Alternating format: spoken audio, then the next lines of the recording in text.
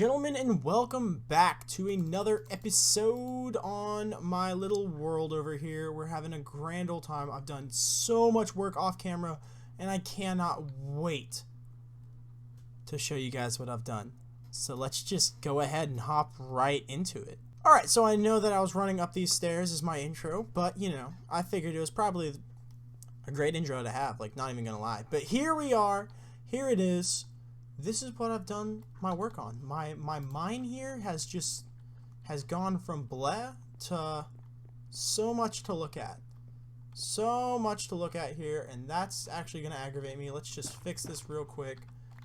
And yeah, so ladies and gentlemen, what I've done here is I've gone ahead and given myself my areas of where I'm going to mine. I fixed my floor level. I had it on 12, and then I looked it up, and it's supposed to be at 11. If you want to take a look right around there, it's supposed to be at 11. So we went ahead and put it at 11, and I'm also making my mine shafts now 3 blocks tall. It just kind of exposes more area, and it helps out a lot. But another thing that I went ahead and did was I made it very easily accessible to have a stone cutter, crafting table, a barrel, a smoker, a blast furnace, a furnace, help, and storage that I obviously use. Now, this has been a fun project within itself. It's clearly not done. I do want to go ahead and incorporate this, but on this side, but instead of the purple, we're going to do the blue on this side, which I think will contrast so nicely with this gray kind of color that we have here, whereas the purple contrasts nicely with the brown. So, and I wanted to make sure to keep these two different kind of colors separate because I want to show that this also leads to our nether portal, which clearly I've been back to the nether. But ladies and gentlemen, that's not all I've done. I've also found a spawner here, and if you just want to give it 1 second, here they are, I hear them coming, there it is right there. I found a zombie spawner. Now, I built it specifically so that I can have these zombies. I tried to get them to where they're one-hit kills. That wasn't working out so well for me. But what I did was I dropped them, I think, by 23.5 blocks. This is the half block here. And this specifically kills any baby zombies that fall. They fall a lot longer of a distance just because of their size and their height and stuff like that. Whereas the zombies just become 2-hit with my fist. I would like to make them 1-hit, but 2-hit works just fine for me. It's a great levels farm. I absolutely love this thing, and I've been using the absolute heck out of it to get the Silk Touch pick. So, you know, and obviously you can swing your sword and get him down to 1 heart. But yeah, so this is kind of the work I've been doing over there. I've also just kind of been gathering up resources and stuff. So yeah. Oh, and there's one more thing that I forgot to tell you guys that I did. I got parrots. Look how cute they are. We're going to get them a jukebox in this episode for sure. And I got a horse. His name is Devin. We have to get him a name tag for that, which I actually will do just in a second. And I got chickens.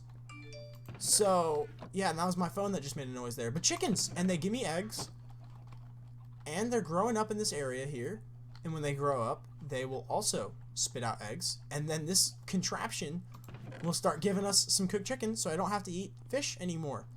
So isn't that something? We have food other than fish. Poultry. We're moving up in the world. And Devin. So anyway, ladies and gentlemen, I did promise last episode that I would be going through and making this look a little bit more appealing. So I have gathered up some wood resources. I had a lot more, but I used it for the mine area. So let me just crack on with this, and I will see you guys as soon as this thing is a little bit more ruined. Alright, ladies and gentlemen, do you remember what the old house looked like? Well, remember no more, because that old shell, unbeautified house, exteriorly wise at least, is almost complete. And I want to show you the progress that I've made on this build. Are you ready? Boom. Now, I did something a little different than on the actual testing world. We don't have the flowers in yet, obviously. And I just thought this area looked a little too plain. So what I did was I went through, and it's a neat little trick, and you can make it kind of like a sun guard kind of thing. And if you just have it dangling off the other side here, it looks like it's going through the log, and it just looks so fantastic. And obviously the windows and everything are thrown into place here, not up there yet. I've been working slowly on getting this whole area done and dusted. I ran out of logs, spruce logs. I need to go get more. But this area, the front side at least, is done. And oh boy howdy, ladies and gentlemen. Let me get up here real quick so I can show you guys this. It's just looking so fantastic. Oh, absolutely beautiful. Just a gorgy. Just a gorgy. So, yeah, I hope you guys like that for sure. That took me a couple hours to make all the changes to everything. So, we got a lot more work to do for sure. So we're going to hop into a couple more projects, but just, wow, it's beautiful. It looks like we're about to finish the project. Look at those 2 fully grown trees right there. What's up? Real quick, ladies and gentlemen, for those who don't know, I'm going to do a little PSA. This is how you go about cutting down big trees. You basically go up in a fashion of a spiral kind of thing. You get all the way to the top, and then you mine it down from the top down whilst standing in the middle. So let's get to the top real quick and I'll show you. So now that I'm at the top here, I want to try to angle myself to where it kind of looks like the tree is still together. And then I just go boop, boop, boop, boop, boop, boop, all the way down. And it's just the most efficient way to mine these double wide trees. So how about that? In case you didn't know, now you've been educated. All right, ladies and gentlemen, so I did a little bit of work over here. I did the variegations of this backside here. I'm not super proud of the way, get out of here, mushroom, ruining my viewing this thing. So I'm not super proud of the way that, you know, it's kind of a little too symmetrical, but I also didn't want to mess with it too much. I'm also experimenting with the lights. We'll leave them for now and maybe later come back and change that up. But yes, ladies and gentlemen, I would say that this outside bit is at least 90% done. Unless, and I'm gonna finish this project for today at least.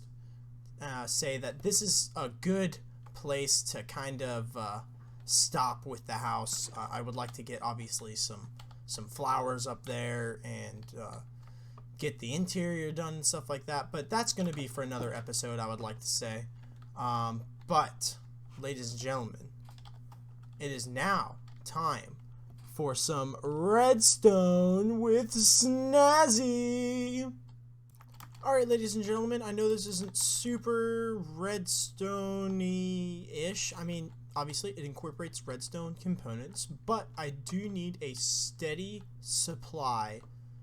And by steady, I mean very slowly steady with the farm that we're building right here. This is a clearly early game build here, but the redstone works as followed. When the block grows, or the sugarcane grows, it grows and hits this observer here, and the observer gives a pulse to this block. Now that block, when it receives the pulse, only gives out 1 pulse of power. So none of the other pistons get powered, and only that one that the observer sees gets powered, and therefore breaks the sugarcane. So let's see this real quick. Game rule. Random tick speed. Let's set it to 100 and just watch these things grow. Let's set it to higher than 100. Let's set it to 200, shall we? And we can watch these things grow now. Oh my god. There it goes. You just saw it. You see it here first, ladies and gentlemen. So it grows up, and it only breaks the 1. Now, obviously, it's a little bit of a noisy machine here, so what I have a perfect place for it, and let me build its counterpart real quick just to make sure that this works. And just like that, its twin has been born. So the bamboo grows and then gets pushed by the pistons and instantly breaks and gets collected and put into these lovely systems right here. Now, obviously, with a random tick speed of 200, these things are crazy efficient. On our world, the random tick speed is not 200, so these things aren't going to be super efficient. But as far as compactness goes, it's a really simple design, in case nobody knew about that. And then also, as far as the collection system goes, we have a hopper minecart running back and forth, and it picks up anything that is on top of this block here. That's what I was afraid of right there. But then it grows and then it gets pushed off. Okay, so it's not going to be a huge loss, but it will be some loss potentially, depending on how long it takes for that thing to grow. But at least it's a pretty steady supply of the stuff. So let's pop back into the world and build this exactly where I would like it to go. Alright, ladies and gentlemen, so I've gone through and cleared out this area down here where we've had a cave that kind of goes kind of in between where my base is and where my mine is, and it's also right next to the little farm that we got going on there, so that's really nice. And I guess I'm just gonna get cracking on with the redstone, and I'll see you guys when one module's done. Now, this redstone won't be exactly to my liking because of the lack of wool. I like to kind of color code my redstone just to kind of get a good sense for different designs or different circuits and stuff. This one's not going to be too seeable, so I'm not too worried about it, but nevertheless, it's still just better if I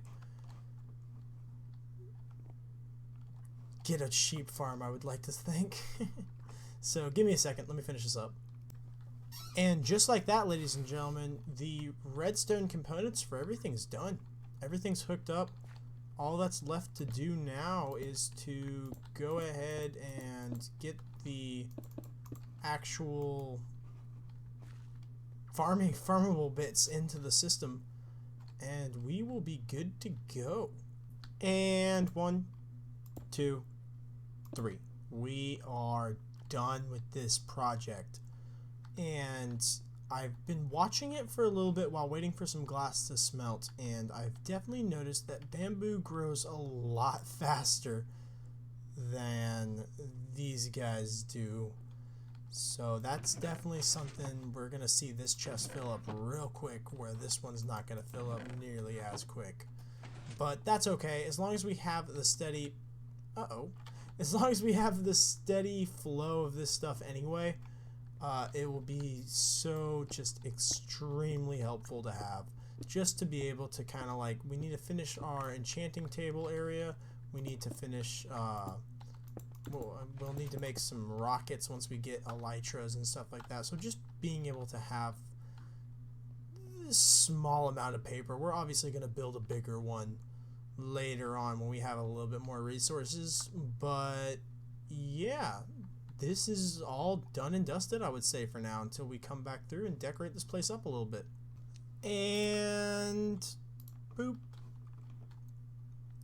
I hate wasting diamonds like that, but we have made our jukebox like I promised, and ladies and gentlemen, here you go. The moment you've all been waiting for, with the only CD disc I've managed to obtain.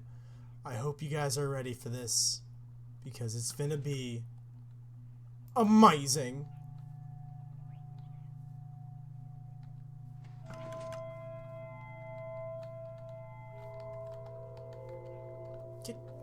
But well, it's definitely creepy. It's not at all what I was expecting, I'm gonna be honest. But look at these little guys dancing to the really scary music. We should probably get a better jukebox for them to dance to, I'm gonna be honest. Oh my goodness gracious. But anyway, ladies and gentlemen, that will do it for today's episode. Wow, there was a mushroom there. That will do it for today's episode. I hope you guys like it. A lot of work goes into these episodes and stuff like that, so don't forget to like and subscribe, obviously. Next episode, tune in. We will be making, hopefully, a disco floor for these lovely birds so they can dance freely and do all the stuff that they need to do and stuff like that. And I hope you guys enjoyed your Christmas. I hope you guys got all the fun stuff, but most importantly, I hope you guys had fun with your families and just kind of were able to enjoy the season of joyfulness and good tidings and all that fun jazz. But anyway, ladies and gentlemen, this has been Snazzy, and I will see you guys in the next episode.